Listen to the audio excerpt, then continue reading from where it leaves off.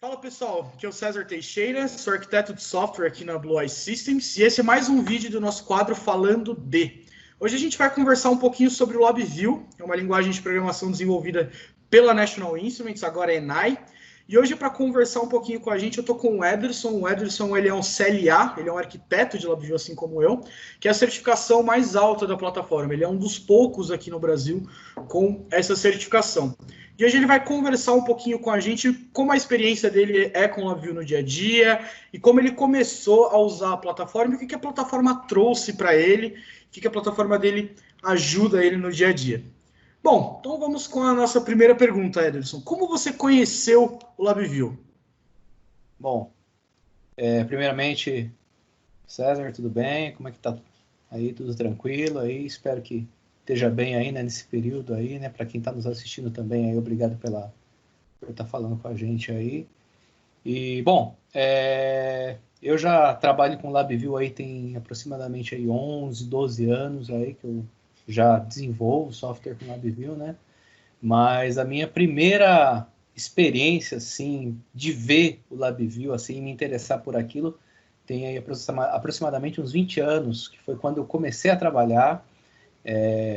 Meu primeiro trabalho, eu trabalhei na Flex, na antiga Flextronics, que é uma empresa de manufatura de equipamentos eletrônicos, e lá no período que eu entrei lá, a gente fazia alguns testes, montava-se algumas placas de estações rádio base, da Lucent, né, que depois foi comprada pela AT&T, e lá tinha algumas gigas de teste que testavam algumas placas com vários instrumentos, né? Então você tinha lá um multímetro, você tinha um osciloscópio, e tinha um software lá rodando, controlando tudo aquilo, né? E o que me chamava a atenção, aquele iconezinho amarelo, né, do amplificador operacional, ali foi a primeira coisa que eu vi, aquele software rodando, comunicando com instrumentos, aparecendo sinais, e ali já surgiu um interesse em conhecer, né? Aí, na época, há 20 anos, era muito difícil você ter alguma literatura, então alguma coisa você tinha nas antigas revistas, Saber Eletrônica, a gente conseguia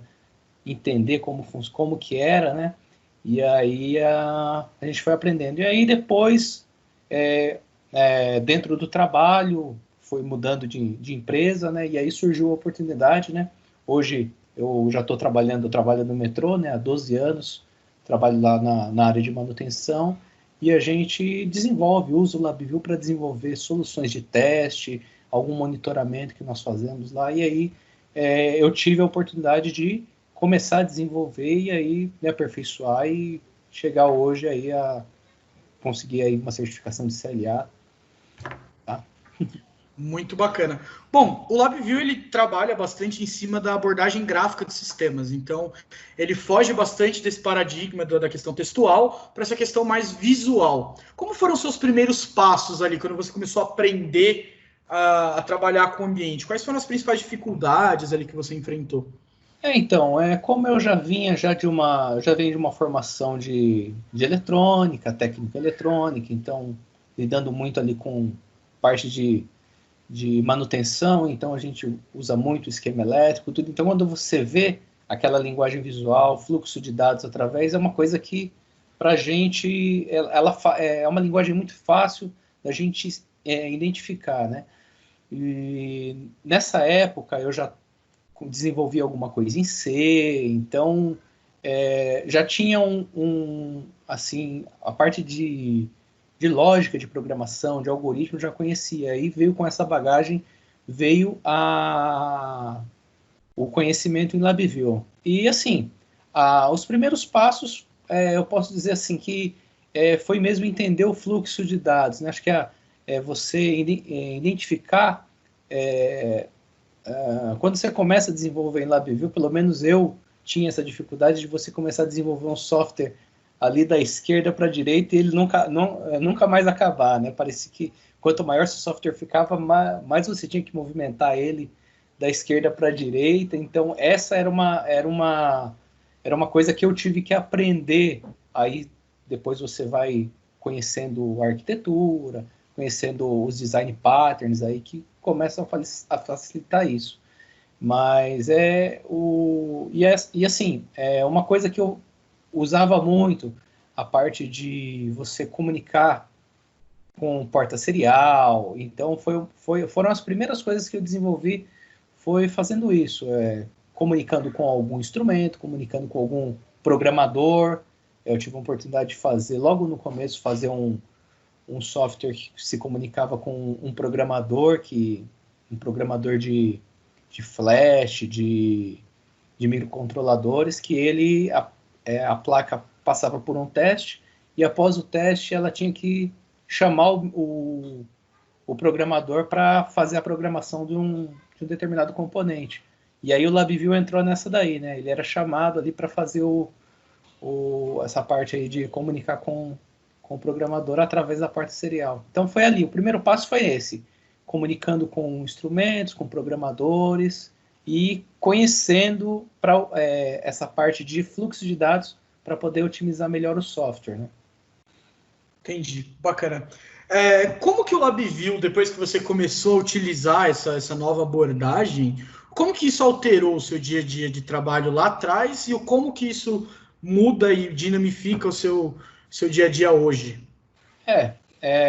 Assim, a partir do momento que você começa a desenvolver as coisas e a minha atividade hoje, ela não é uma atividade 100% de desenvolvimento, na verdade, a parte de desenvolvimento do software é uma parte que nós utilizamos para resolver alguns problemas, a nossa atividade principal é a atividade de manutenção, e assim, quando nós conseguimos desenvolver alguma solução para teste de algum equipamento, para monitorar algum sistema, foram surgindo novas oportunidades, porque você tem um caso de sucesso aqui e assim você começa a utilizar ele vamos fazer isso em uma outra aplicação, então assim, no começo eram coisas pontuais, então era um software que eu desenvolvia para testar um equipamento na bancada, era um software que desenvolvia para comunicar com o instrumento para fazer um teste ali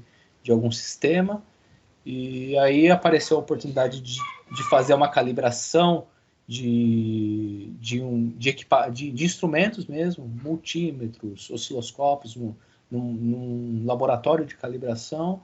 Após isso apareceu a oportunidade de monitorar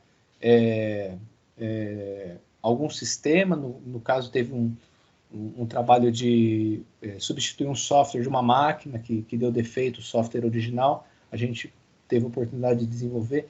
Então, assim, apareceram outras oportunidades dentro do nosso escopo, além de uma atividade que nós tínhamos, uma atividade agora a mais, que é de estar desenvolvendo soluções, né? Então, foi uma coisa que agregou a gente, né? A gente acaba se tornando, de certa forma, uma referência nesse tipo de atividade. Legal. Cara, como você se posicionaria hoje entre a linguagem LabVIEW, entre a abordagem gráfica de sistemas e as linguagens mais correntes que o pessoal usa? O que você acha mais fácil de ser aplicado aí no dia a dia? Aí vai um pouco daquela coisa do seu uso, né? Eu já trabalho com LabVIEW há muito tempo, é a principal linguagem que eu desenvolvo hoje.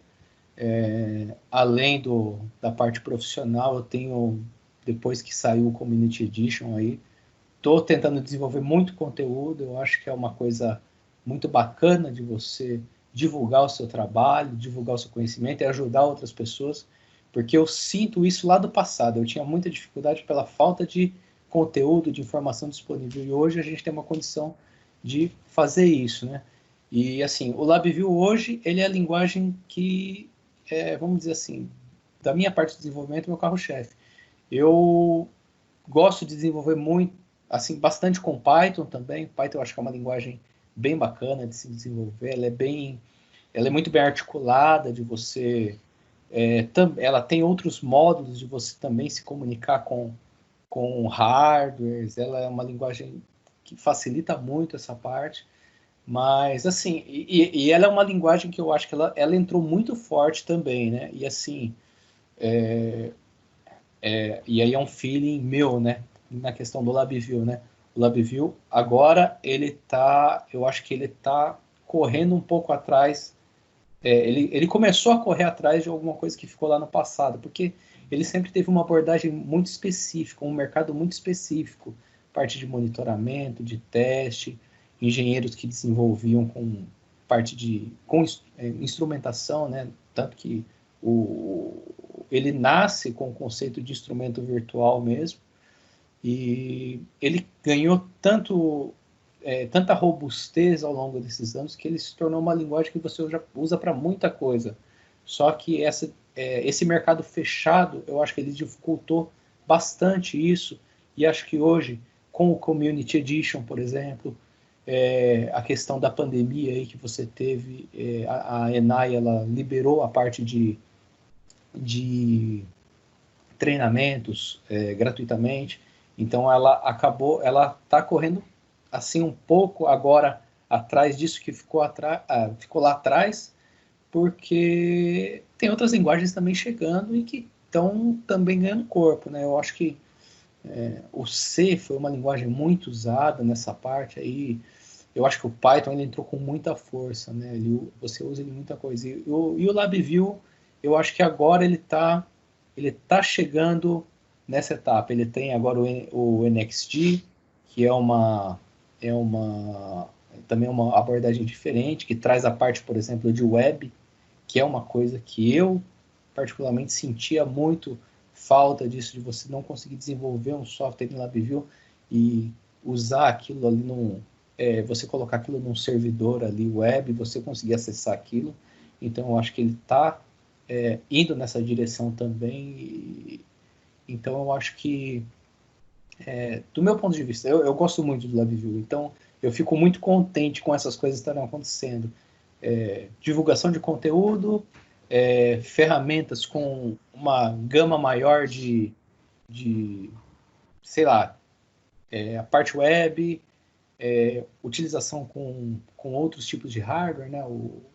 A versão nova agora voltou aí com a parte de comunicação com Raspberry, o Arduino também, que é uma coisa que ajuda o pessoal, porque a gente sabe que o hardware é muito caro.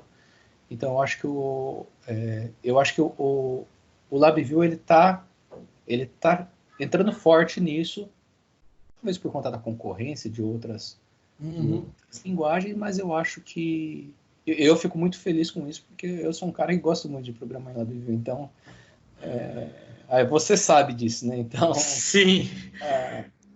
Cara, frente a essas mudanças aí que a Enai está entregando, principalmente com o Community Edition, que é a versão gratuita, como você comentou, que permite a gente comunicar com esses embarcados de baixo custo, como que você enxerga o futuro da abordagem gráfica de sistemas no Brasil hoje? Então, vou ser bem sincero, eu tenho um pouco de dificuldade de enxergar esse futuro como vai ser. Eu acho que a grande parte, eu acho que de como vai ser, vai partir de nós que já desenvolvemos há algum tempo. Eu acho que a gente tem uma oportunidade aí de alavancarmos o conhecimento, vou até usar uma palavra aí que está um pouco na moda, mas é a democratização do conhecimento em LabVIEW, que era uma coisa muito fechada, e eu acho que ela tem uma condição de você expandir muito mais isso, né? De você ter mais pessoas programando, mais pessoas desenvolvendo. Me preocupa muito a questão do custo que vai ser daqui para frente. A gente tem aí um dólar muito alto aí com relação ao que era antes da pandemia, que já era um valor bem alto. Então, eu não sei como que vai ser a parte de investimento, tanto em software como em hardware, mas eu acho que assim, nós como comunidade de desenvolvedores, de pessoas que aplicam isso no seu dia a dia para resolver seus problemas de trabalho, nós temos condição de mostrar que é uma ferramenta viável, é uma ferramenta importante para a gente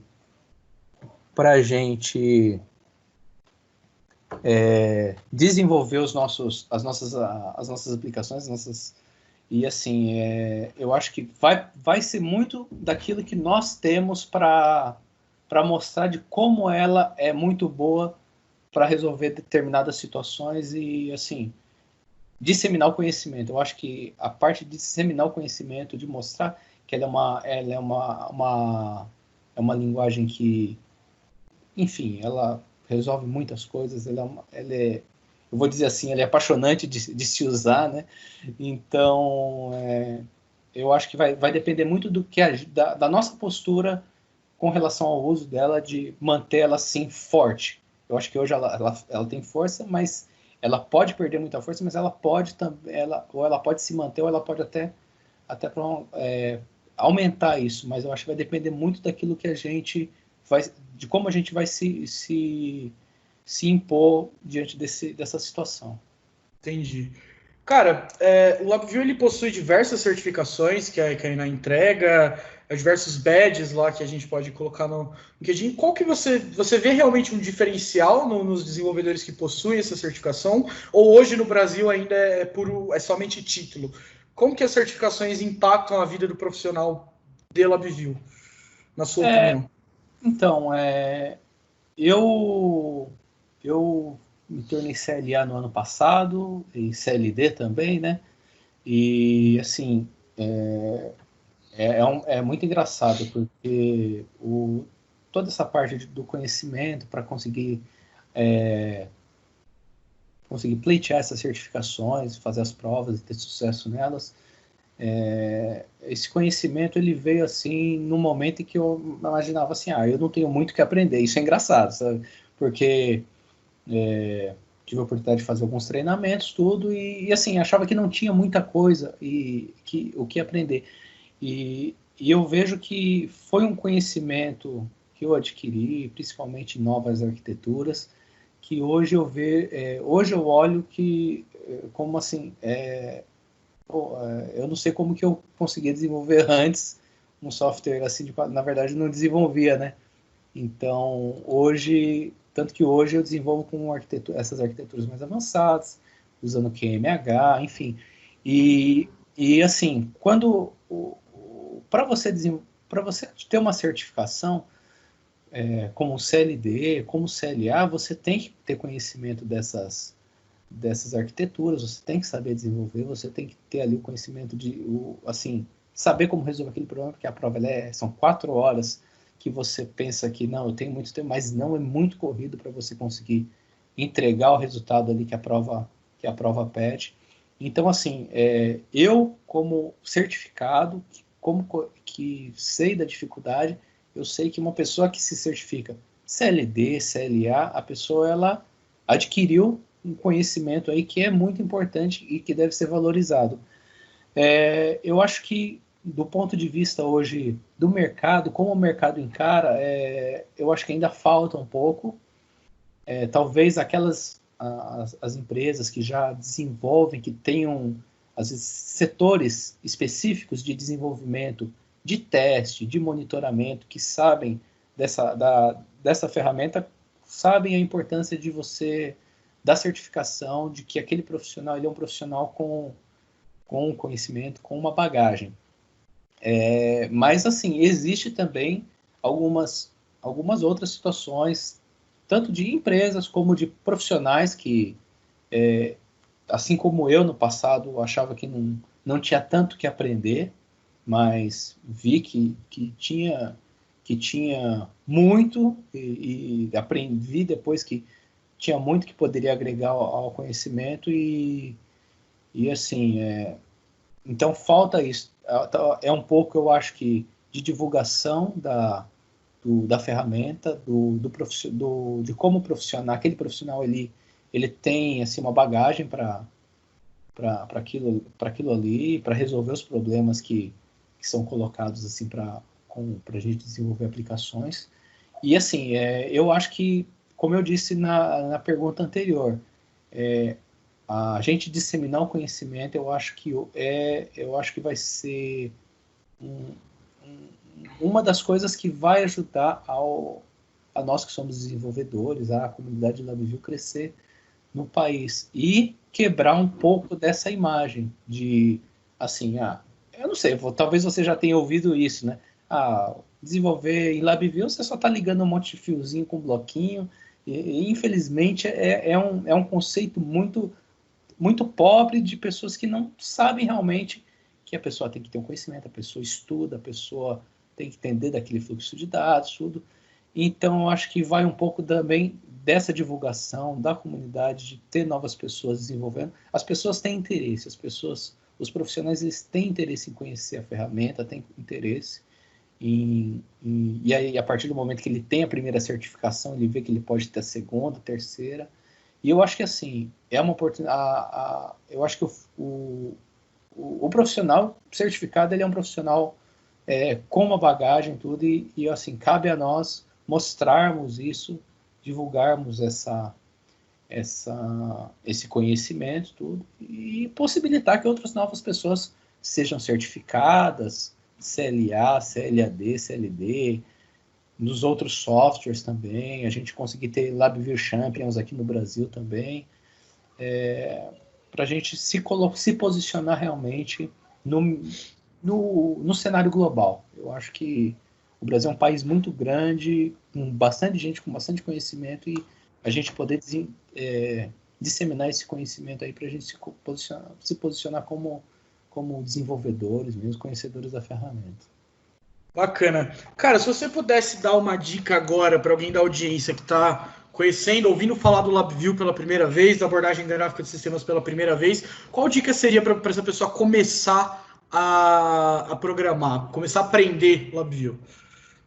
Bom, a primeira dica que eu daria é a pessoa ir lá e, se ela tiver a possibilidade, lá baixar as versões comunidade. Eu já diria para a pessoa baixar tanto o LabVIEW comum 2020 como o LabVIEW o NXD. E assim, existem vários exemplos, existem vários tutoriais. O próprio NXD, ele tem um e-learning ali para a pessoa aprender ali fluxo de dados, os nodes, como são mostrados os dados, os diferentes dados, por cor, se é um array, se é um dado simples, e assim, ir atrás do conhecimento nos tutoriais, ver as possibilidades de treinamento. A gente sabe que um treinamento formal, ele é um pouco caro, tudo, mas existem outras possibilidades aí que eu acho que as pessoas podem estar indo atrás. Eu acho que essa seria